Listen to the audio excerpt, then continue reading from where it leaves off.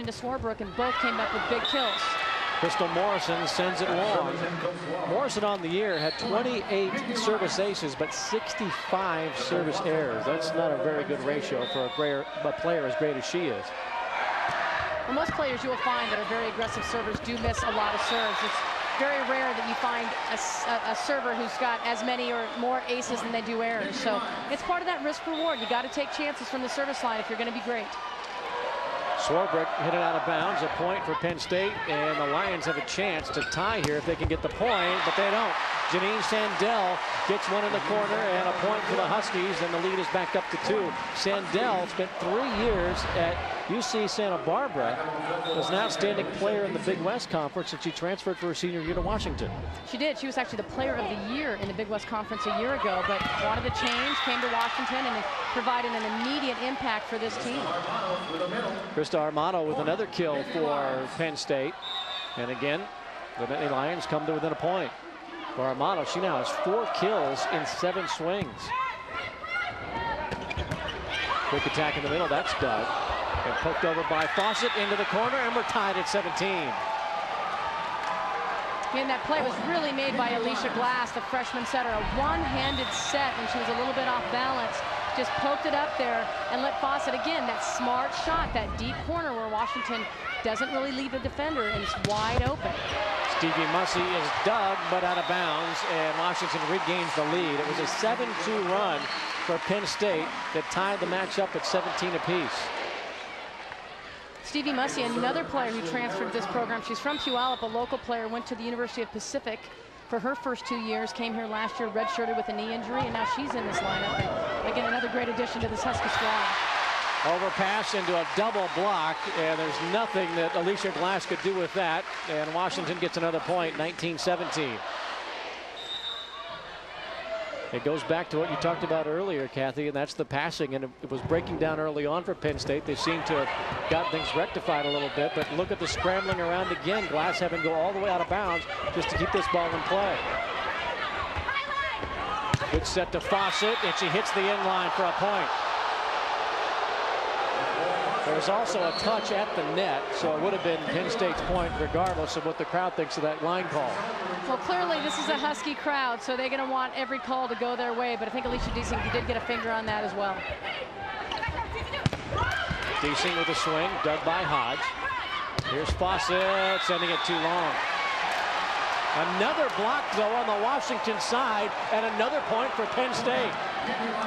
She got the touch call on that right away. Line judge showing touch. Jim McLaughlin doesn't like it. He felt like that ball was hit out of bounds, and a couple of bounces are going Penn State's way. And when you're playing on the road, you need to get a few breaks. Oh, what a great block set up by Penn State. Cassie Salyer was there along with Melissa Walbridge, and that gives Penn State its first lead, 20-19. And that's a block. That's 6'5" and 6'4" out there, Salyer and Walbridge. That is a big old block to be swinging into. Against Stevie Mussey, who at 5'9" does not have a whole lot of size on the outside, but she does have a lot of quickness, and you saw an example of that on that kill. Right, they're going to have to go fast. It's one of the things Washington did last year when they defeated Nebraska in the NCAA championships, was they played a lot faster. They didn't let Nebraska set up that huge block, and they were able to carve the ball around, and we've seen that early already in this game. What a great play by Holhouse to save the play for Penn State.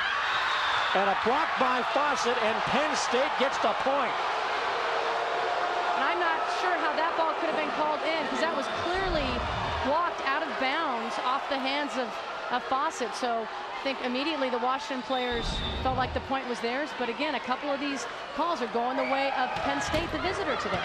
Well, Michael Blaylock is the up official, and the way that the Washington attacker positioned after the swing may have blocked his line of sight on that previous play.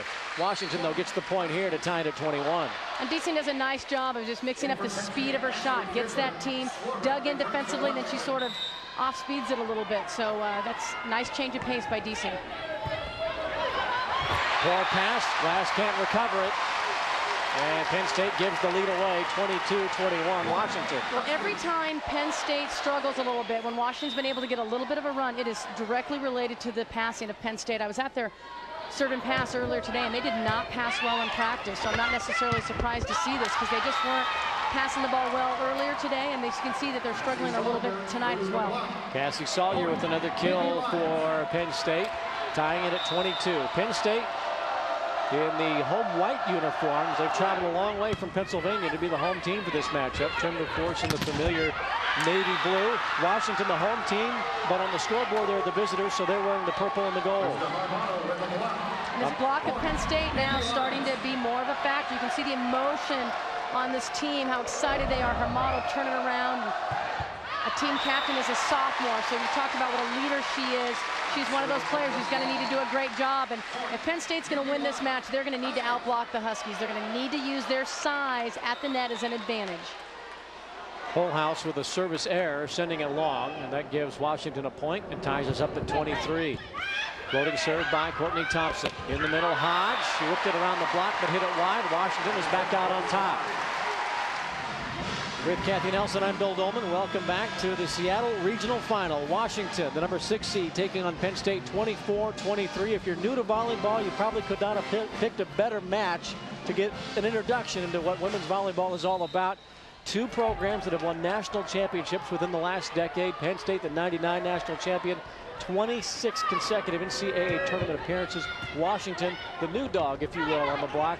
They were the last place team in the Pac-10 back in 2000. They won the national title a year ago. They've got a great crowd here at home taking on one of the legendary programs. And this matchup is pretty much shaping up the way we thought it would, tied at 24 in game one. Well, it is, and the neat thing about it is it's two teams from major, powerful volleyball conferences, the Pac-10 against the Big Ten, and two teams that have really never faced each other. I mean, the last time they faced each other was a long, long time ago, and these programs are very different then. Great dig by Holthaus. Hodge with a swing, kept alive by Mussey. Sandell will take a swing at it. Another dig by Holthaus, but just out of bounds. Washington back out on top, 25-24. And you can just see the way these teams are battling right now. Holthaus, just great digs back and forth. Washington taking big old cuts at the ball. So we got teams just absolutely battling. This is going to be, obviously a key match for these teams. Hodge pokes it over.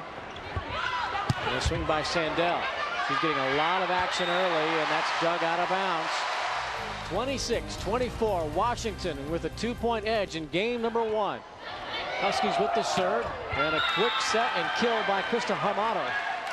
And that closes the margin to 26-25. Penn State has been very, very effective when they've got the ball to their middles, particularly Hermato, who's getting a lot of balls, just hitting ones right in the middle and finding those deep corners on the Washington side of the court. So when they pass well, they can get Hermato involved. It's going to be huge. Holthaus got her hands on it, and it's just a little bit too far out of the reach of Kate Price. That's out of bounds for another Husky point. A great swing again by Swarbrick. I mean, just athletic in the middle, doing a great job. Washington trying to utilize all their hitters out there, make it hard for Penn State to key on any one attacker. Swarbrick served this. Poor passing on the Penn State side, and it's an overpass for Alicia Glass, and the freshman setter hammers it home. Well, that was just a mistake by Stevie Mussey. Fawcett was standing on the ground, put it over, hit a really surprising angle. I think she caught Mussey off guard. She overpassed it, and a huge emotional swing to the Penn State side of the court.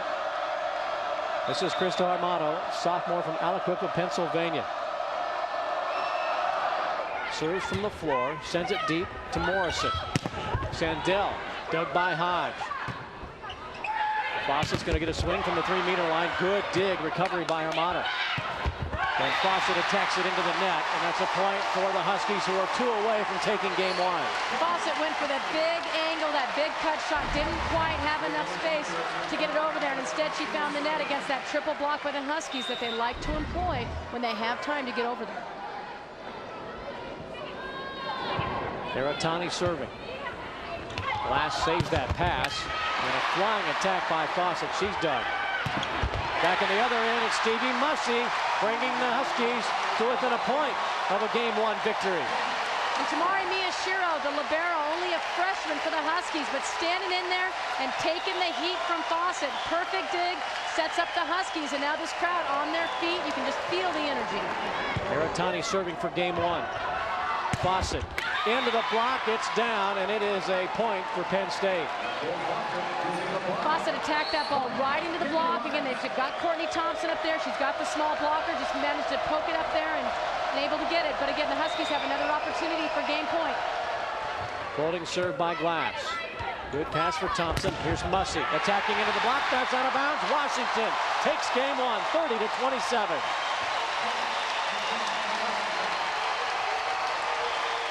I'm shocked at those hitting percentages for both of these clubs. Typically, when you have two top 10, top 5 type programs on the floor at a match like this, you struggle to get over 200 because both teams are so efficient offensively, but also great blocking teams or digging teams, yet both hit over 300. Because they're both very good offensive teams and very efficient. But Washington, they have not lost here at the Bank of America Arena very often. Their last loss was in the 2004 season, and that was to a USC team that went the year undefeated and won a national championship. So they're very, very good here. They've got it going. And